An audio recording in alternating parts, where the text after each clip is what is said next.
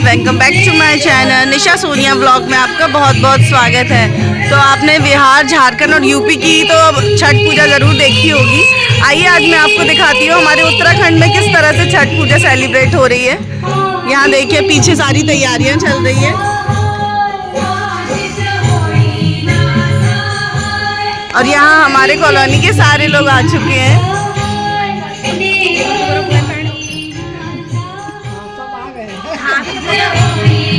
तो गाइस ज़रूरी नहीं है कि ये छठ पूजा सिर्फ बिहार, यूपी और झारखंड में मनाते हैं। हमारे उत्तराखंड में भी बहुत धूमधाम से छठ पूजा की जाती है। सारा कुछ आज आपको इस ब्लॉग में दिखाऊंगी, बने रहिएगा। तो गाइस आप देख सकते हैं यहाँ पे सुबह की अर्घ की तैयारियाँ चल रही हैं और यहाँ अमित, नेगी भैया और अंकल जी सारी तैयारियाँ कर रहे थे मिलके। और ये देखिए यहाँ पे आंटी ने पहले से ही सारा कुछ करके रखा था।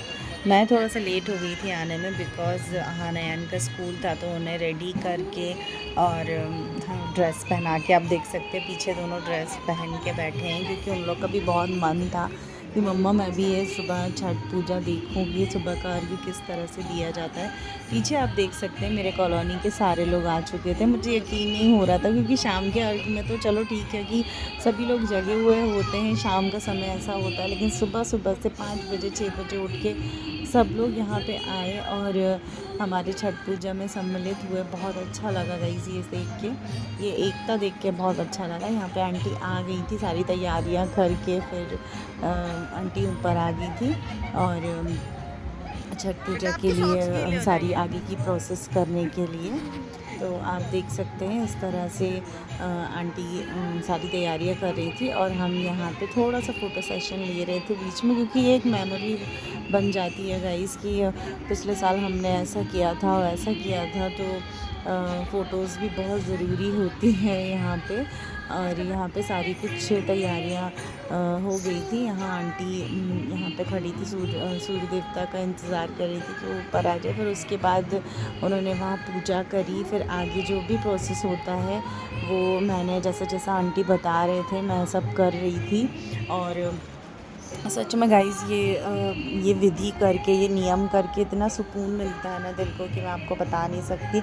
मैंने फ़र्स्ट टाइम ये तब किया था जब मैंने अपनी सासू माँ को करते देखा था और उन्होंने मुझे ये सारा कुछ दिखाया था, क्योंकि हमारे एमपी में छठ पूजा नहीं होती है, इसलिए मुझे नहीं पता था सारा कुछ नियम कैसे होता है। तो वो मेरी सासू माँ ने मुझे सारा कुछ दिखाया था, इस तरह से होता। उसके बाद मुझे ये थर्ड टाइम ये सौभाग्य प्राप्त हो रहा है आंटी की वजह से कि कैसे क्या करते हैं। ये सारा कुछ आप देख सकते हैं कि मैं तैयारी करने में उनकी हेल्प कर रही थी और वो मुझसे जो जो चीज़ें मांग रहे थे मैं उनको ला ला के दे रही थी।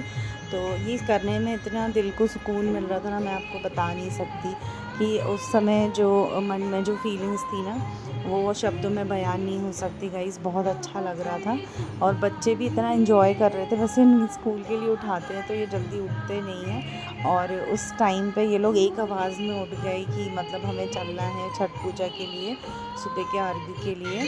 तो यहाँ आप देख सकते हैं कि जिस तरह से होता है।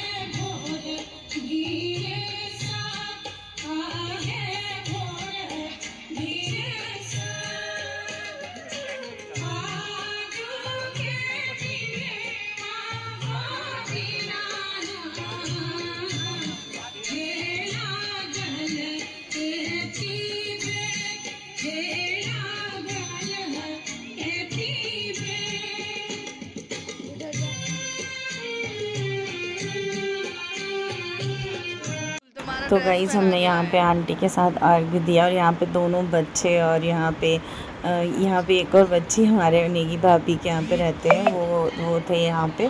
सारे बच्चे सुबह सुबह से आ गए थे रेडी हो के पूजा के लिए। यहाँ मैं पीछे सबको दिखाने की कोशिश कर रही थी कि कैसा क्या अरेंजमेंट हुआ था वहाँ टेरेस पे, और सारे जेंट्स थे, सारा कुछ था, सारे लोग थे वहाँ पे, और खूब एंजॉय किया, खूब मस्ती किया। और ये छठ पूजा हमारी बहुत अच्छे से हो गई, बच्चों से लेके बड़ों से लेके सब ने बहुत मस्ती की, बहुत मज़ा आया, बहुत एंजॉय किया। या नेगी भैया पीछे गन्ने के उसको जो बोलते हैं उसे अरेंज करते हुए। यहाँ पे फिर हवन होने लगा था गाइस। मैं गई थी नीचे, आंटी की बोलते हैं ना कि जो छठ पूजा करती है उनकी साड़ी धोने में बहुत ज़्यादा पुण्य मिलता है, तो मैं नीचे गई थी, इसलिए मैं यहाँ थोड़ा सा लेट हो गई थी। और उसके बाद यहाँ पे हवन हुआ, सब ने बहुत मिलजुल के हवन में भी शामिल हुए, और बच्चों को भी इतने अच्छे से सब ने हवन करवाया। और सीरियसली गाइज़, मेरे कॉलोनी वाले, मेरे बच्चे या फिर यहाँ पे जितने छोटे बच्चे हैं, सबको लेके बहुत ज़्यादा मतलब प्यार और दुलार रखते हैं, क्योंकि अभी भी आप देख सकते हैं कि अयान को थोड़ा सा सावधानी रखने के लिए बोल रहे थे कि अग्नि देवता से थोड़ा सा दूर रहिए, क्योंकि बच्चे हैं, उन्हें समझ में नहीं आता है कि हमारे लिए क्या सही है और क्या गलत है। तो सारे मेरे ये फैमिली वाले, मेरे हों या किसी के भी बच्चे हों, सबका बहुत ध्यान रखते हैं, बहुत प्रोटेक्ट करते हैं उन्हें। तो ये चीज़ मुझे बहुत अच्छी लगती है मेरे लेन वालों की, मेरे सोसाइटी वालों की। तो इस तरह से सब ने हवन करा, पूजन किया और ये सारी प्रोसेस की। और उसके बाद मेरे दिमाग में तो ये हो रहा था कि बच्चों की वैन ना आ जाए, क्योंकि इनकी वैन का टाइम हो गया था।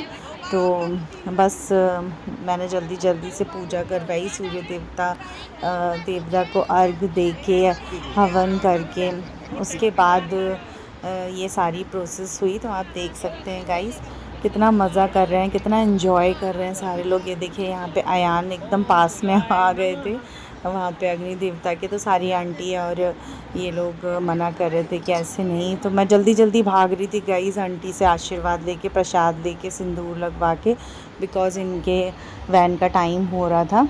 तो सब ने बोला, नेगी भाभी और सब ने, कि पहले निशा को आप कर दो, उसके बाद, क्योंकि छोटे छोटे बच्चे हैं तो लगता है कि लेट ना हो जाए, या वैन वेट भी नहीं करती है। तो इन सारी चीज़ों से आप समझ ही सकते हैं कि कितना अच्छे से हम लोग मिलजुल के एक परिवार की तरह रहते हैं। यहाँ आंटी से ढेर सारा आशीर्वाद लिया, छठी मैया से भी आशीर्वाद लिया, और उसके बाद मैंने उनके पैर छू के प्रसाद लिया।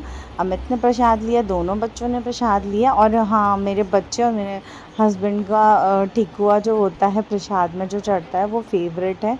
तो इसलिए हम लोग बार बार उसे मांग के आंटी से ले रहे थे कि आंटी मुझे और दीजिए, क्योंकि मुझे वो बनाते नहीं बनता है। पिछली बार मेरी बुआ सास ने ये फास्ट किया था, तो उन्होंने मुझे कलकत्ता से, मतलब बंगाल से मुझे ये भेजा था प्रसाद। इस बार मैंने अपनी चाची सास को बोला है, अभिषेक से, कि मुझे वहाँ से भेजिएगा, झारखंड से प्रसाद, क्योंकि ये प्रसाद मेरे बच्चों और मेरे हस्बैंड का फेवरेट है। वैसे भी ये प्रसाद सौभाग्य से ही मिलता है, तो बस इसलिए ये प्रसाद मांग के ही खाते हैं। तो बहुत अच्छा लगा गाइस, सीरियसली छठ पूजा में इतना मज़ा आया ना कि जो हमेशा लगता था कि हम यहाँ पे इतनी दूर परदेश में अकेले पड़े हैं, बट ऐसा इस बार बिल्कुल भी नहीं लगा।